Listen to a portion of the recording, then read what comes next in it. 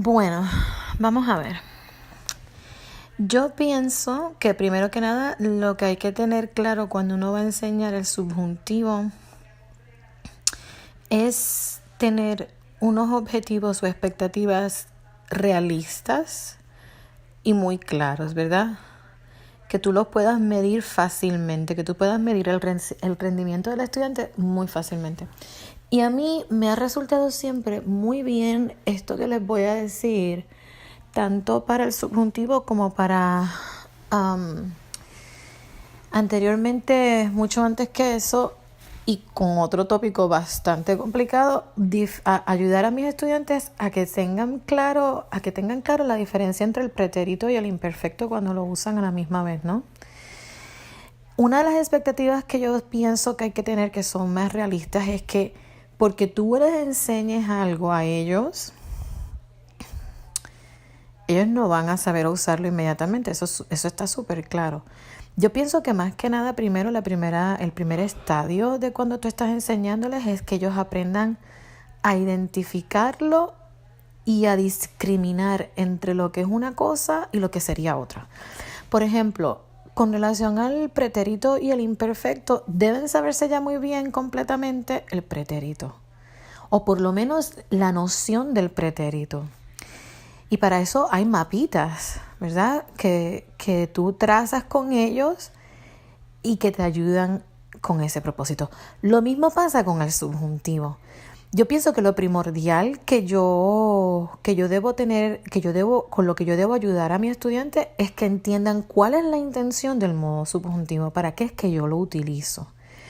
Una vez yo hago eso, yo hago que ellas empiecen a discriminar cuando contrastan con el indicativo cómo luce uno y por qué, y cómo luce el otro y por qué. Ese proceso de envolver el pensamiento crítico en todo ello es primordial. Y también hacer la salvedad de que las estudiantes a las que yo enseño en una escuela que es toda de chicas. Las estudiantes a las que yo enseño tienen la particularidad de que son lo que se llaman aquí en Estados Unidos,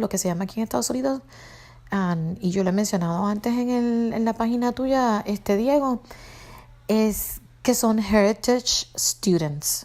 Bueno, lo mencioné en Twitter o en Instagram, I really don't remember. But anyways, son heritage students. Eso quiere decir que ellas tienen un background en español. O como diría alguien que escuché hace mucho tiempo decir, no son hispanohablantes, sino hispanoyentes. ¿Verdad? Ellas entienden básicamente más de un 80-90% de lo que tú les estás hablando si no te pones muy especializada, ¿cierto? Pero ellas entienden. Entonces, ese entendimiento y esa asociación de contextos, ellas ya la tienen. Eso me hace a mí el trabajo muchísimo más fácil, por supuesto. Entonces, la experiencia de la que yo puedo hablar es la de la que yo tengo con ese tipo de estudiantes, porque son a las que alguna vez les he enseñado el subjuntivo. Nunca he tenido que enseñarle el subjuntivo a lo que se llama aquí Foreign Language Students, o como las llamamos nosotros en mi escuela, americanitas. Bueno, a lo que voy es, por ejemplo, yo que acabo de empezar a enseñar el subjuntivo con ellas, lo primero es que yo hago es que yo entrego mapitas, como le llamo yo, para que ellas tengan una idea de cuándo es que yo utilizo el subjuntivo, en medio de qué circunstancias, con qué intención, qué es eso de los modos de un verbo, ¿cierto? Después que ellas tienen una noción de eso, siempre que las hago practicar, las dejo que utilicen todas esas herramientas que ellas tienen con ellas, para que ellas vayan afianzándose en el proceso de reconocer primero, de poder identificar algo primero. Cada vez que identifican algo, por supuesto también yo les pido que lo expliquen, que me digan por qué es que ellas llegan a esa conclusión.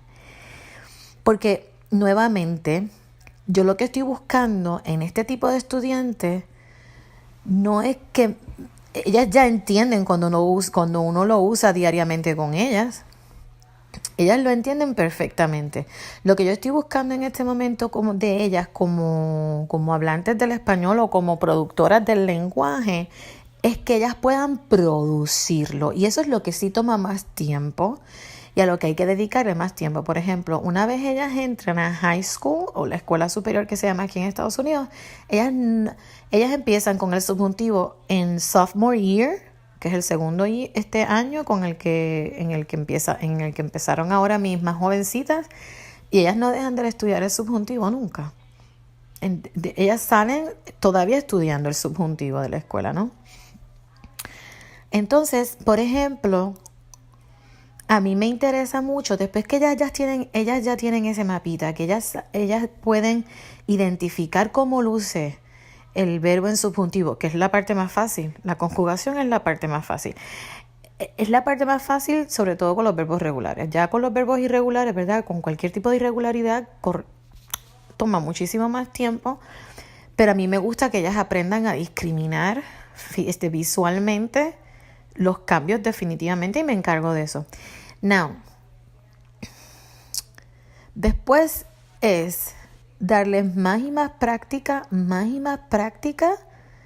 y analizamos profundamente las oraciones, que es un proceso que, by the way, yo noto que a ellas les encanta, porque hay una parte matemática en eso de aplicar fórmulas y de reconocer productos y todo eso, que a ellas les fascina. So, yo tomo ventaja de eso, porque yo las veo that they get engaged, they get really engaged in that process. So, I really take advantage of that.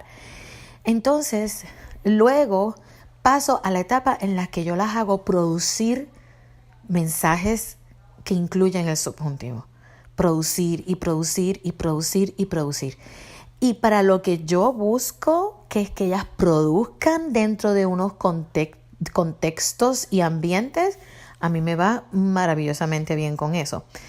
Por supuesto, tú siempre tienes que contar con que haya una motivación interna, aparte de externa, definitivamente. Eso es algo que tú puedes modelarlo, pero no lo puedes forzar definitivamente. Y entonces, pues, básicamente lo que yo hago, la motivación que ellas tienen es que ellas son muy competitivas, ellas quieren salir bien en los exámenes, ellas quieren salir bien en las pruebitas cortas. So, esa motivación externa está allí siempre en un grado mayor o menor, pero siempre está allí y no me puedo quejar. Definitivamente, como digo, es cuestión después de esa parte de hacerlas producir, es lo que siempre dice Diego, que me parece muy, muy sabio y muy acertado, quiero decir, ¿verdad? Tú tienes que sumergirte en el idioma.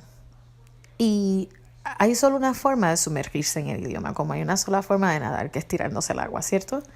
So, a ellas no tienen la necesidad de hacerse entender en español, pero por lo menos están expuestas en Miami en todas partes al español. So, es cuestión de hacerlo más a propósito y de hacerlo de una forma un poco más académica dentro del salón de clase, para que ellas no solamente comuniquen por comunicar, sino que haya un nivel de calidad en el mensaje que ellas comunican.